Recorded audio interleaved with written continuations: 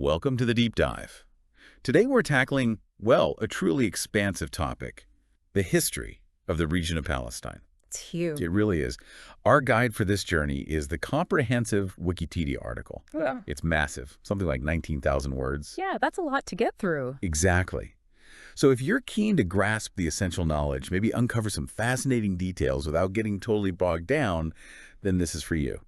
Our mission really is to pull out that core narrative. We're going from the earliest human presence right up to the complexities of today. Trying to deliver a solid understanding, maybe with a few of the surprising aha moments. That's the goal. No matter how much you already know, hopefully there's something new here. Okay, let's unpack this monumental history. It is immense. Yeah. And multifaceted. Right from the start, what strikes you is just the sheer depth of human connection to this land. Yeah. Well, the discovery of early human remains near the Sea of Galilee, they date back around 1.5 million years. 1.5 million, wow. Yeah, it suggests this region was a very early dispersal route for Homo erectus. And what's fascinating isn't just that they passed through. The evidence suggests, continuous habitation, the unfolding of human culture right there. Exactly. So not just transient. We see these significant cultures emerging, like the Natufian and Skull Cave. Right. And their presence, marked by things like microliths, think tiny, sophisticated stone tools. Okay. Along with intentional burials, ground stone implements, it really speaks to a settled, developing society. And here's where it gets really interesting, for me anyway. Neanderthals and modern humans coexisted there. Yeah, roughly 100,000 years ago. Imagine that landscape. It's incredible to picture. Indeed. And as we move forward, we hit that crucial transition to agriculture between 10,000 and 5,000 BCE. Right, farming starts. And Tel Es-Sultan, ancient Jericho, offers compelling evidence. The walls, the shrine, that remarkable 23-foot tower. Structures pointing to early community organization, maybe defenses. Quite possibly. And if we connect this to the long arc of history, Jericho isn't just ancient. It's one of the oldest continuously inhabited cities globally. Settlements back to 9,000 BCE. That's almost an unbroken thread of human life. An incredible continuity. It truly is remarkable. And it seems this region was already a kind of nexus, even then. Innovation movement. Precisely. There's talk of a culture originating up in Syria, bringing copper and stone tools, contributing to urbanization along that vital Jericho-Sinai route. So even at the dawn of settled societies, it wasn't isolated. It was a connection point. Exactly. Which brings us into the Bronze and Iron Ages. Big societal changes, more complex political structures developing. Where you start seeing the rise of actual cities. Right, which naturally leads to power dynamics, external influences. Egyptian dominance in the late Bronze Age is key here, shaping the political landscape. Okay, Egypt's a major player early on, and this kind of sets the stage for groups that really define the region's destiny later. Early Israelites and the Philistines. This is where the narrative starts feeling more familiar to many people. Yeah, I think so. We then see the kingdoms of Israel and Judah established.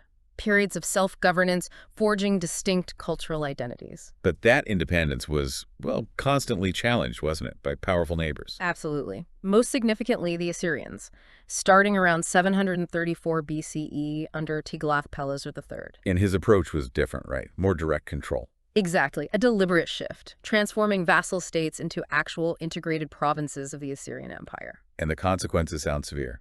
Forceful subjugation, destruction, deportations. Oh, yes.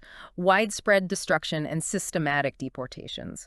The Kingdom of Israel effectively wiped out in 720 BCE with the fall of Samaria.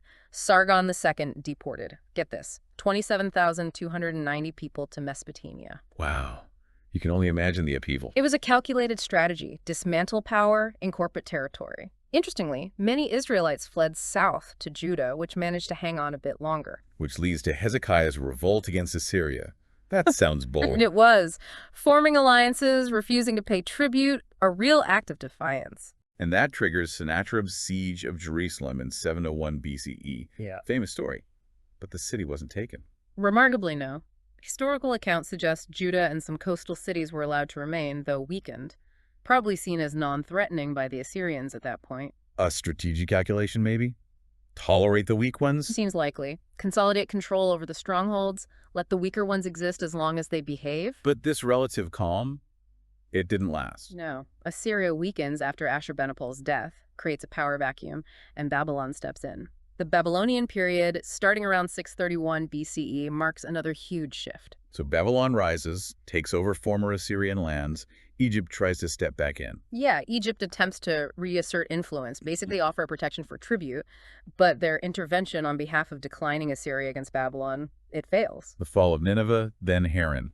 That sealed Assyria's fate. Pretty much. Then you have Pharaoh Necho II marching north, ends up killing King Josiah of Judah at Megiddo, installing his own guy, Jehoiakim. But the Babylonians ultimately win out. Decisively. The Battle of Carchemish in 605 BCE ends Egyptian hopes in the region. By 601 BCE, all those former Levantine states are Babylonian dependencies. And this leads to a really major event, the siege and destruction of Jerusalem by Nebuchadnezzar in 587 BCE. Yes, the end of the kingdom of Judah, the start of the Babylonian exile.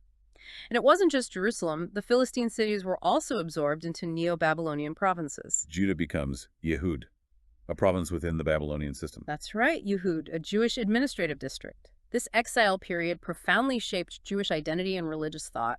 It's hard to overstate its importance. Then the map changes again. The Persians arrive. A Achaemenid Empire, 539 BCE. Cyrus the Great conquers Babylon. And Palestine becomes part of this vast Persian empire. Administratively, it's divided. At least 5 Persian provinces, including Yehud Medinata, just meaning province. So Yehud continues, but under Persian rule. What about other groups? Well, the Phoenician cities up in modern Lebanon are still thriving.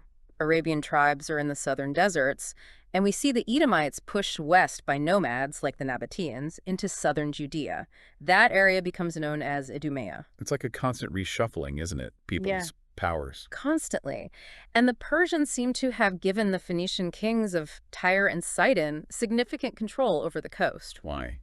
For their ships? Probably. Maritime trade, naval services, even Upper Galilee went to Tyre for a time. By the mid-4th century BCE, Phoenicians essentially controlled the whole coast down to Ascalon. Shows how important that coastal strip always was, strategically and economically. Absolutely. Okay, next big shift, the Hellenistic period. Alexander the Great's conquests, 331 BCE.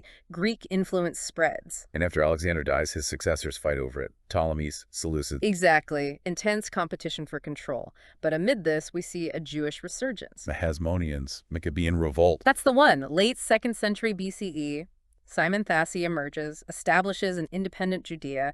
It's a remarkable story of resistance, regaining self-rule. And they expanded, right, under successors like John Hyrcanus, so made deals with Rome. They did. Established diplomatic ties with Rome, Egypt.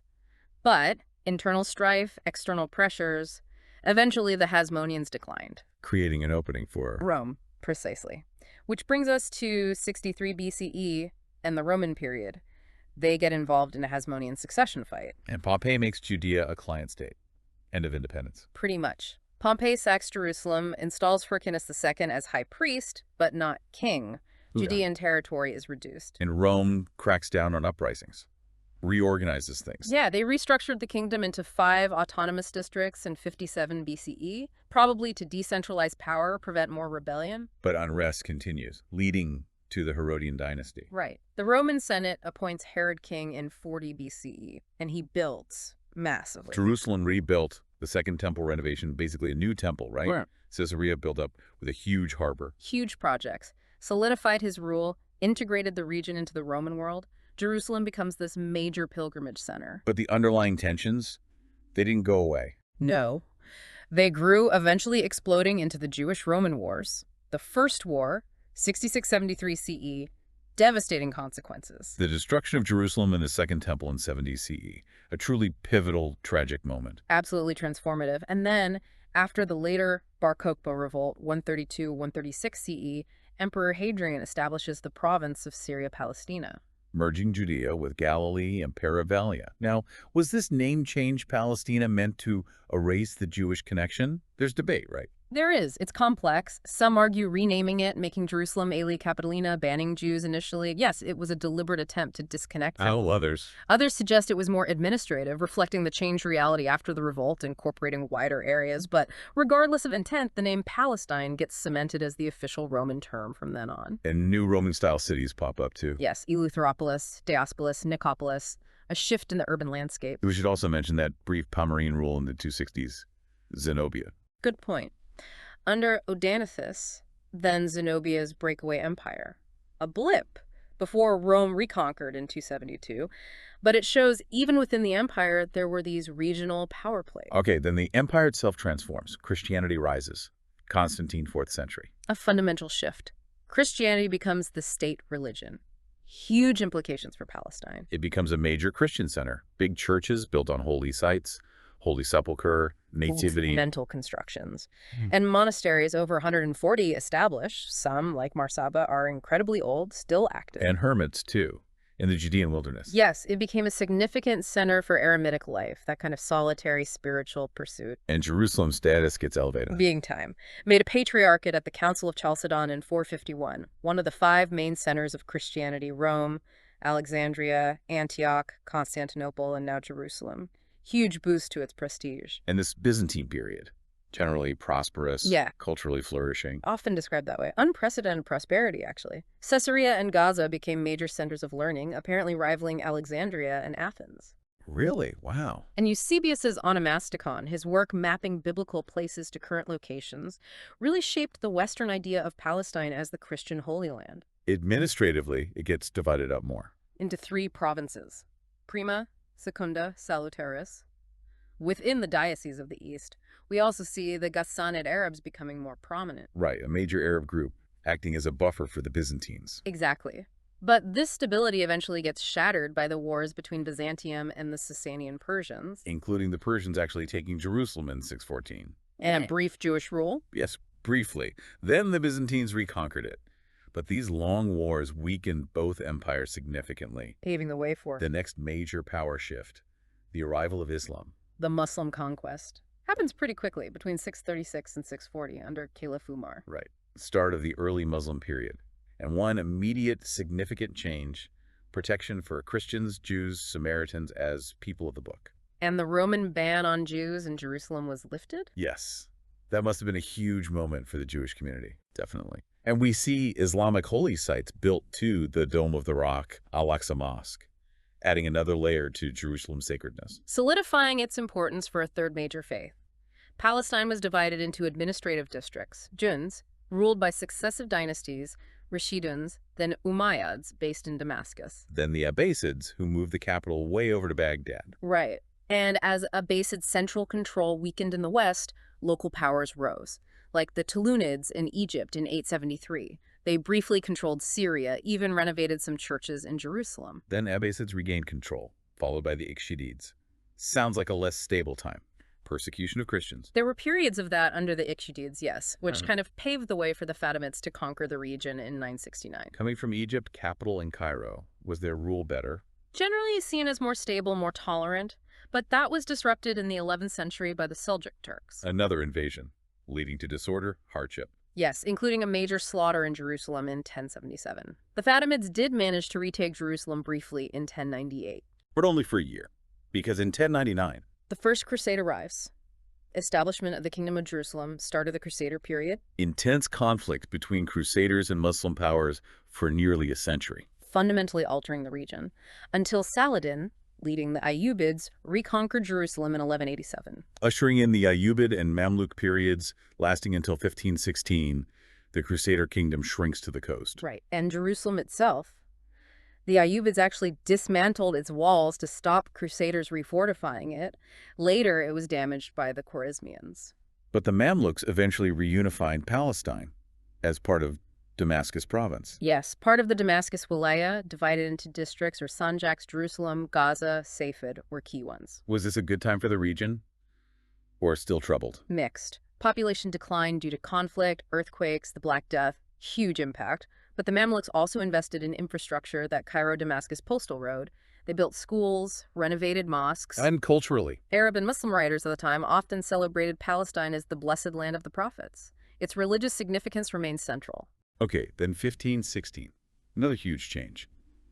The Ottoman conquest. Palestine becomes part of Ottoman Syria for the next 400 years, right into the 20th century. But Palestine wasn't the official Ottoman name. Not usually for the main administrative divisions, no. They tended to name provinces after capital cities. But the name Palestine persisted in popular use, even semi-officially. It pops up in texts. Some legal scholars used it as an alternative for the Holy Land. And Ottoman rule itself, centralized.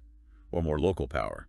It varied. Periods of weaker central control allowed powerful local families or rulers to emerge, like the Ridwans in Gaza or Zahir al-Umar and Jazar Pasha ruling from Acre, sometimes challenging Istanbul. But also periods of trying to centralize, like that brief Egyptian rule under Muhammad Ali in the 1830s. Exactly. Before Ottoman control was restored, it was a constant push and pull. And during this long Ottoman period, Europe gets more interested. Increasingly so. Palestine starts being used more to define the areas covered by European consulates, and among educated Arabs, there's a growing awareness of Philistin as a distinct entity. The beginnings of Palestinian nationalism. You see the seeds being sown, yes. The newspaper Palestine, founded in 1911, is a key sign of that emerging consciousness. Then World War I changes everything. Ottoman Empire sides with the Central Powers. A critical turning point. The British capture Palestine. Jerusalem falls in 1917, and that same year, the Balfour Declaration. Supporting a Jewish national home in Palestine. Yeah. But that clashed with promises made to the Arabs, right? The Hussein McMahon letters. Big time. Conflicting promises. And the Sykes-Picot Agreement carved things up differently again, envisioning an international zone for much of Palestine. A real mess of conflicting plans. So after the war, the League of Nations gives Britain the mandate in 1922. Tasking them with implementing Balfour. Start of the British mandate period, and an era of escalating tensions. Arab opposition to the mandate, Jewish immigration increasing, leading to violence. Growing violence, yes. Transjordan was split off administratively, excluded from the Jewish national home provisions. But Palestinian national identity keeps developing. Leaders like Hajj al-Husseini emerge. Yes, identity solidified. Key leaders gained prominence. Demographic shifts from Jewish immigration fueled tensions further, leading to the Arab Revolt, 1936-39. Met with a strong British response, and the Peel Commission proposed partition with population exchange. Controversial idea, proposed partition, yes, but ultimately rejected by the Arab leadership. Then World War II complicates things further. Jewish population mostly sides with Britain, Arabs more divided. Generally, yes. After the war, Jewish resistance against British rule ramps up. Britain feels the pressure. And in 1947, they announce they're leaving, handing it over to the UN. Right. The UN proposes partition again. Resolution 181. Separate Arab and Jewish states, international Jerusalem. Zionist leaders accept, with reservations about Jerusalem. Arab leaders and states reject it entirely. And that rejection leads directly to civil war. Violence escalates. May 1948, British mandate ends. Israel declares independence. Neighboring Arab states invade immediately. But Israel prevails, actually gaining more territory than the UN plan outlined. And this is the period of the Nakba. Yes. The displacement, flight, or expulsion of around 700,000 Palestinians.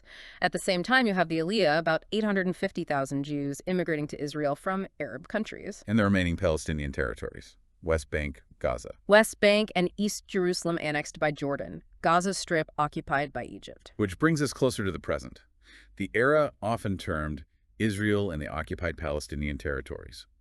The 1967 Six-Day War is pivotal. Absolutely. Israel captures the West Bank, East Jerusalem, Gaza Strip, and soon after, Israeli settlements begin to be built in those territories. Which remains a major point of international dispute. Highly contentious, yes. Meanwhile, the Palestinian National Movement, the PLO under Arafat, gains more international traction. Then the Oslo Accords in 1993. A moment of hope. It seemed like it.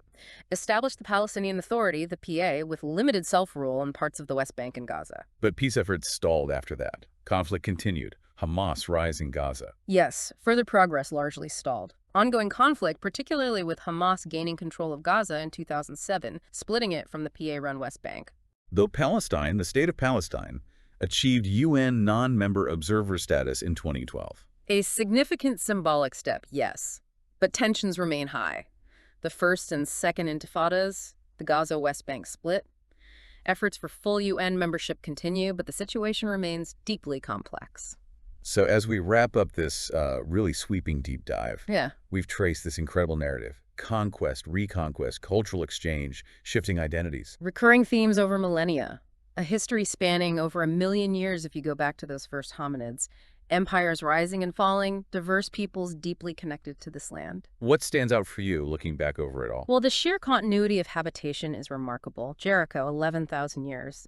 And the constant layering of cultures, religions, Egyptian, Canaanite, Israelite, Philistine, Assyrian, Babylonian, Persian, Greek, Roman, Byzantine, Muslim, Crusader, Ottoman, British.